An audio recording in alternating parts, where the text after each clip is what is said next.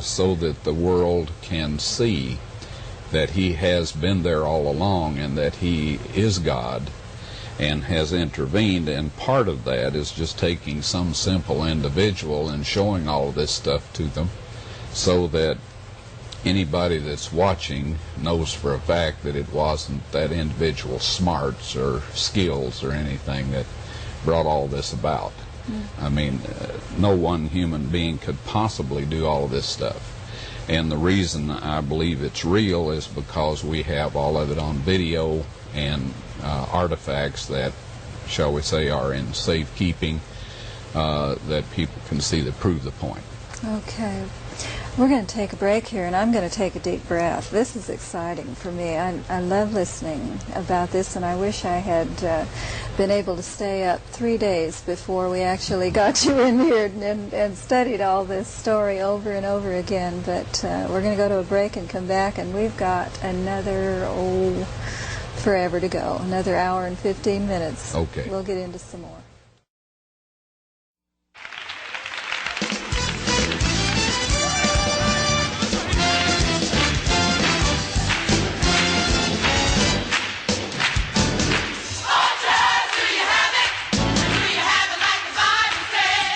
Ron, you were recently held hostage. It was all over the newspaper that you were a hostage over it. Was it in Turkey? Yes, it was. And how'd that happen?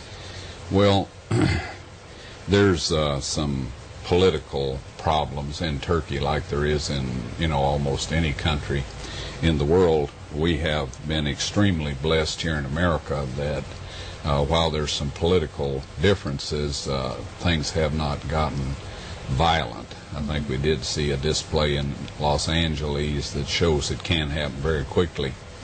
But in Turkey, there's a group that would like to take a part of Turkey and turn it into their homeland or whatever. And these individuals are looking for publicity. And taking Western hostages is one of the means that they perceive to be effective in getting attention. And we were out there going to do some work on Noah's Ark, and these people, I am told by the Turkish security people, have sympathizers or cooperators that have access to the computers. For example, you go into any country, they put you on the computer as a tourist or whatever your status you are. In visiting their country, this helps them keep track of you, keep a record of what's going on.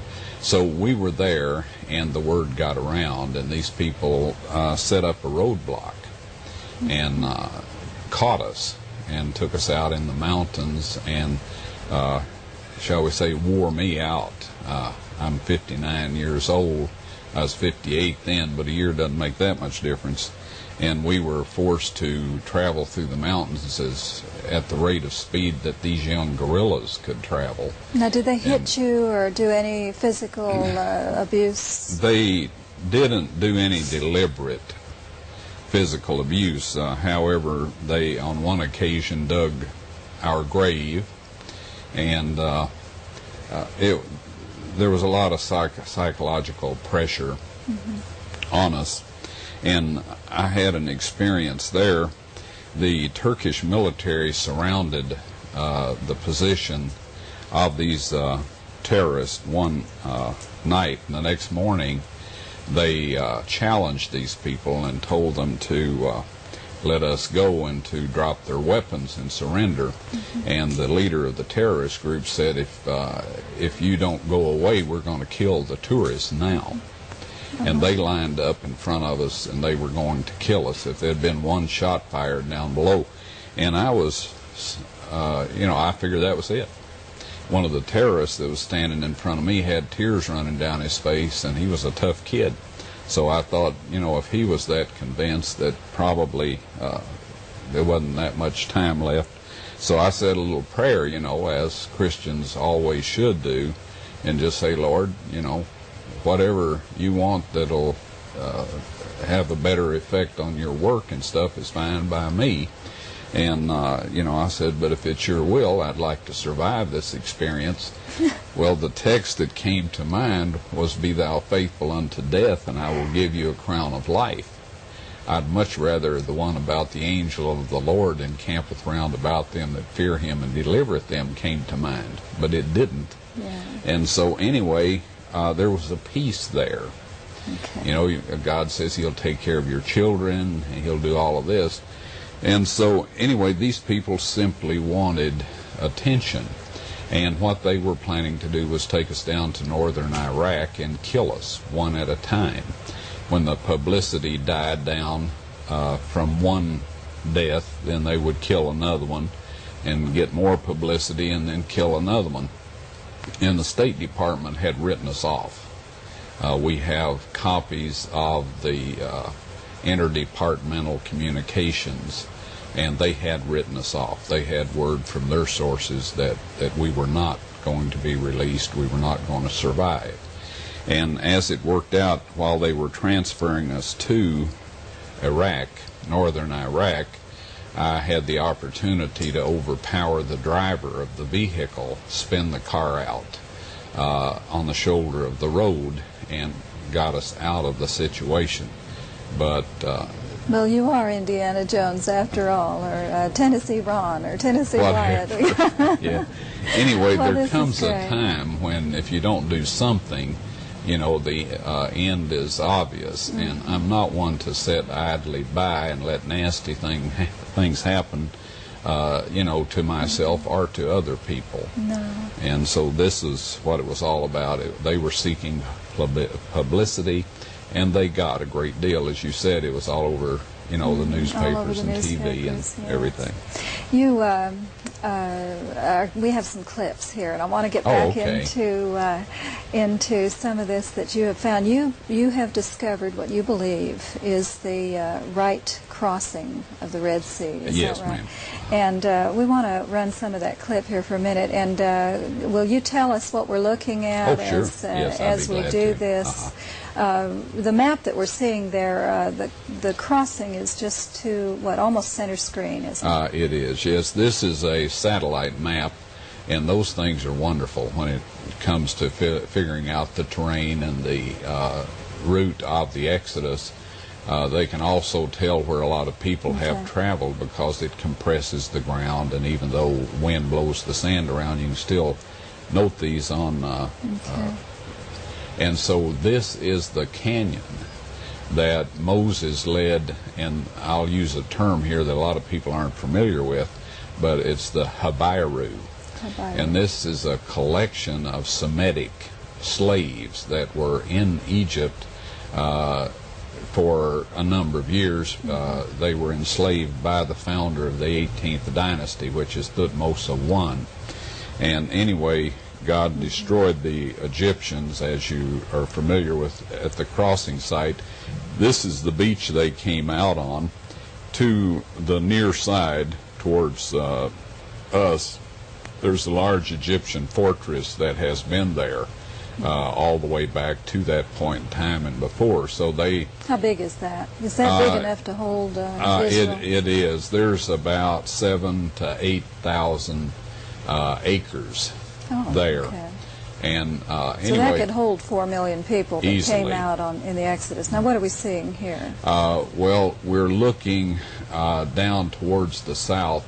Josephus, those that like to check references on these things, in his Antiquities of the Jews tells about this, and they went down towards the south, but some mountains come right out into the water and cut off any movement in that direction.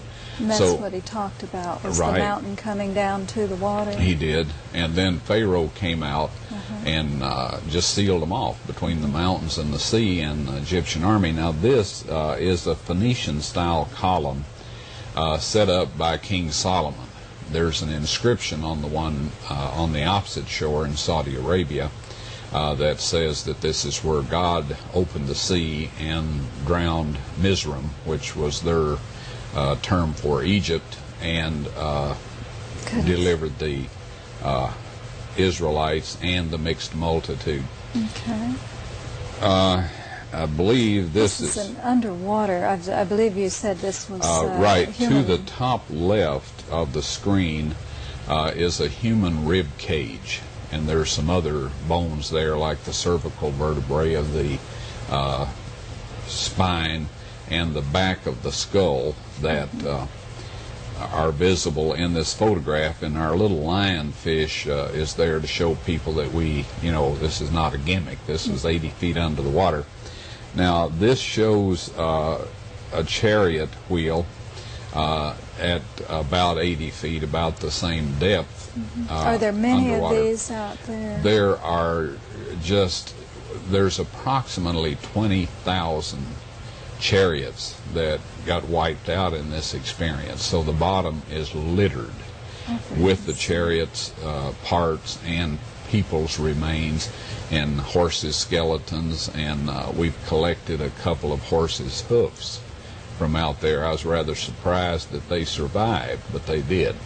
Well, I guess the Lord could make them survive if He wanted to have you find them here years later. And I remember one of the first things that I saw was an underwater. Somebody had an underwater film of this and swimming through, and you could see these artifacts, and it just dropped me in my tracks to see these chariots under there. Do they recognize it over there now? Yes, the director of antiquities. I took one of the chariot hubs in to have it identified and to discuss how we should proceed with this. And the gentleman, Nasif Muhammad Hassan, looked at it. He said, that's 18th dynasty chariot. Okay, is this the right time? It is. Now, he had me at a disadvantage. At that point in time, I was unaware that the only time in Egyptian history that they experimented with 8-spoke chariot wheels was during the 18th dynasty.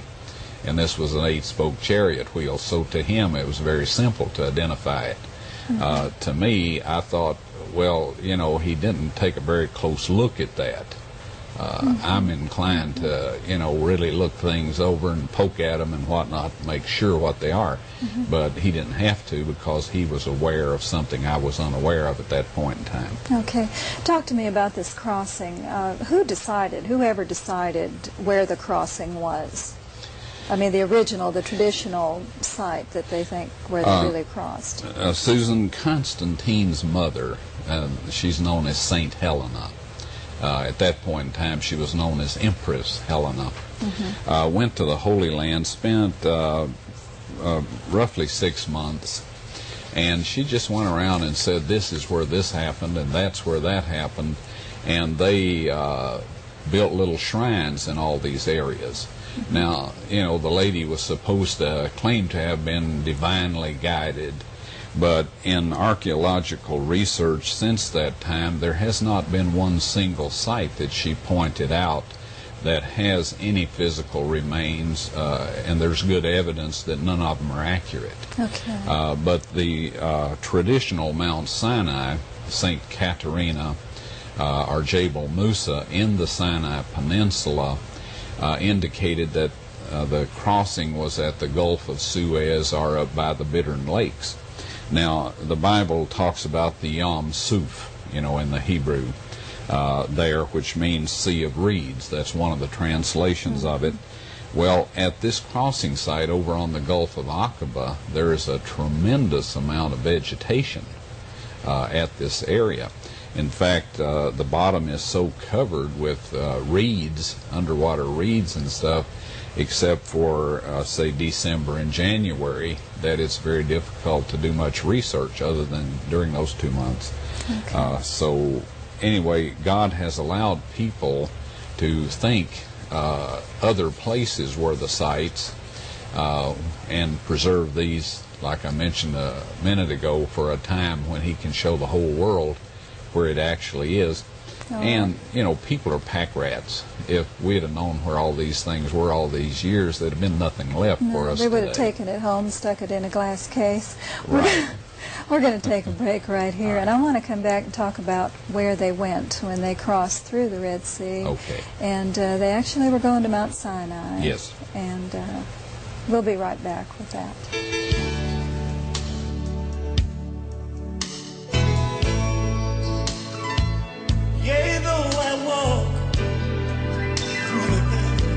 every day.